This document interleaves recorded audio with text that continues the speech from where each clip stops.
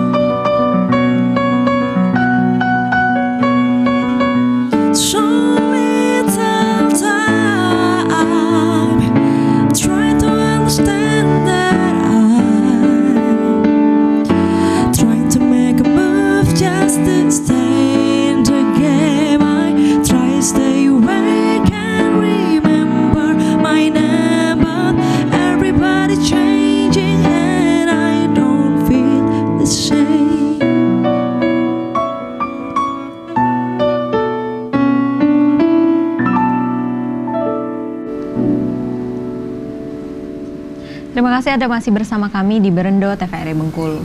Baiklah pemirsa, tentunya kita akan lanjutkan diskusi kita pada sore hari ini terkait dengan akupuntur dan juga low back pain. Nah, langsung saja sih Pak ke Mbak Ica ya Mbak ya. Nah, untuk akupuntur ini apakah semua kondisi boleh dilakukan akupuntur Mbak? Apakah ada indikasi tidak boleh dilakukan akupuntur pada seorang di tubuh manusia?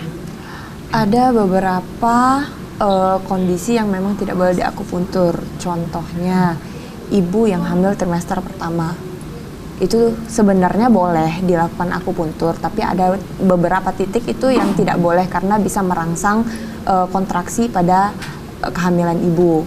Jadi beresiko untuk abortus atau aborsi, atau bisa disebut sama masyarakat itu keguguran gitu kan. Tapi kita sangat menghindari untuk trimester pertama karena kenapa? Kita tidak tahu seorang ibu itu dia mengalami kecemasan atau tidak. Kalau dia mengalami kecemasan terhadap jarum dan kita akan tusukkan akupuntur, lalu dia stresnya itu mempengaruhi janin. Nah, itu yang kita hindari. Jadi kalau misalnya dia mau akupuntur boleh, biasanya kita akupuntur setelah trimester ketiga. Jadi setelah dia udah mau deket-deket lahiran itu sangat dianjurkan karena kenapa? Mempercepat pembukaan, lalu memperlancar kelahiran. Jadi bisa membantu hal-hal seperti itu bisa. Juga untuk akupuntur. Jadi kita itu sering kerjasama sama bidan biasanya untuk ibu-ibu yang mau lahiran itu kan, yang pembukaannya susah, apalagi yang sungsang pun bisa sebenarnya, tapi kembali lagi di bawah 35 minggu kan. Kalau di atas 35 minggu udah nggak bisa diapa-apain selain operasi sesar. Seperti itu. Baik, kalau misalnya untuk ibu hamil nih, kalau adakah indikasi juga boleh dilakukan pada titik-titik mana aja biasanya Mbak? Kalau indikasi titik-titik biasanya ada beberapa titik yang di kaki sama di tangan, itu ada beberapa titik yang tidak boleh, tapi ada juga yang dianjurkan untuk morning sickness-nya atau mual muntah di pagi hari, atau rasa tidak nyaman di perut, itu bisa dilakukan. Nah, untuk menghindari itu biasanya kan ibu hamil ini tidak dianjurkan untuk minum obat biasanya kan, kalau untuk morning sickness dan lain-lain. Nah, kita biasanya tidak memberikan akupuntur dengan jarum juga karena takut ibunya stres, takut ibunya panik Jadi kita memberikan yang namanya akupressure. Akupressure itu penekanan di titik akupuntur. Jadi pijat di titik akupuntur. Biasanya kita kasih PR juga ke ibu dan keluarganya. Biasanya untuk diulangi di rumah ketika mual atau pusing seperti itu. Iya, dengan hal itu juga mengurangi kecemasan ya Mbak, Betul. terhadap ibu-ibu yang mungkin kecemasannya berlebihan, apalagi peningkatan hormon di ibu hamil juga sangat mempengaruhi kondisinya. Baik, mungkin kita kembali ke tema kita pada sore hari ini ya Mbak, tentang low back pain. Apakah sebenarnya low back pain ini bisa sembuh total tanpa pengobatan medis lain hanya dengan akupuntur nih Mbak? Betul.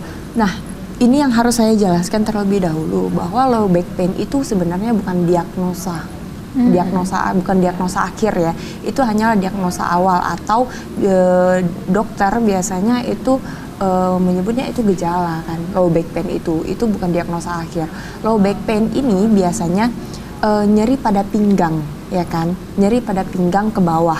Nah, di low back pain ini biasanya kita menganjurkan pasien untuk berobat lagi nih ke dokter. Kita rujuk lagi ke dokter biasanya itu untuk mengetahui low back pain-nya ini karena apa. Bisa dengan di ronsen, bisa dicek lab, karena banyak loh penyakit lainnya yang gejalanya itu low back pain dulu tuh.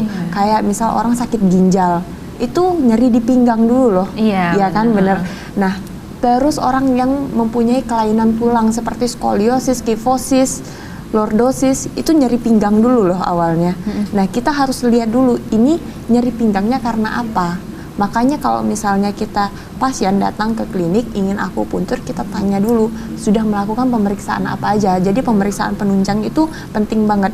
Kalau misalnya dia tidak melakukan pemeriksaan penunjang tapi dia tahu penyebabnya apa, saya habis angkat berat nih Bu, dia bilang kayak gitu. Saya salah dengan posisi duduk saya atau saya duduk terlalu lama. Itu bisa tuh kita akupuntur. Biasanya akupuntur ini bertahap.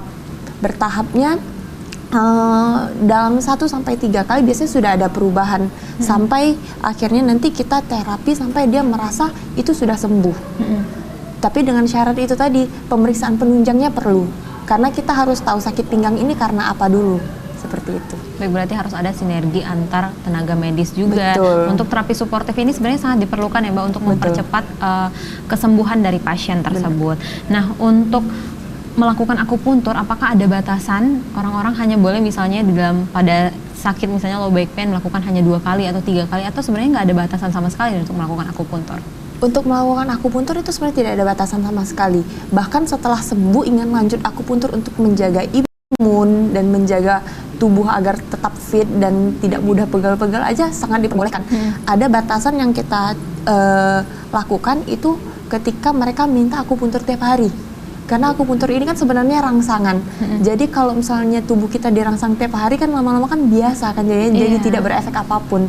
Hanya itu sebenarnya batasan yang kita lakukan. Nggak boleh terlalu sering juga, tapi nggak apa-apa untuk memaintain kesehatan juga ya Mbak. Biasanya kalau untuk kerjasama dilakukannya kemana aja Mbak selain ke bidan untuk tenaga medis lainnya? Kita biasanya kerjasama sama dokter, tapi kita karena akupuntur ini di Bengkulu ini sendiri masih belum familiar. Jadi kerjasama dengan dokter, biasanya kita dengan dokter-dokter yang kita kenal aja. Biasanya kita telepon secara pribadi, kita bakal ngasih pasien nih, pasiennya dengan keluhan ini, tapi kita butuh pemeriksaan penunjang atau butuh diagnosis dari dokter dulu. Karena kan sejatinya yang boleh mendiagnosis itu kan dokter tuh. Nah, jadi kita masih memerlukan juga tenaga dokter dan lain-lain seperti itu. Baiklah pemirsa, kita akan lanjutkan diskusi kita setelah jeda pariwara berikut ini. Tetap bersama kami di Berendo TVRI Bengkulu.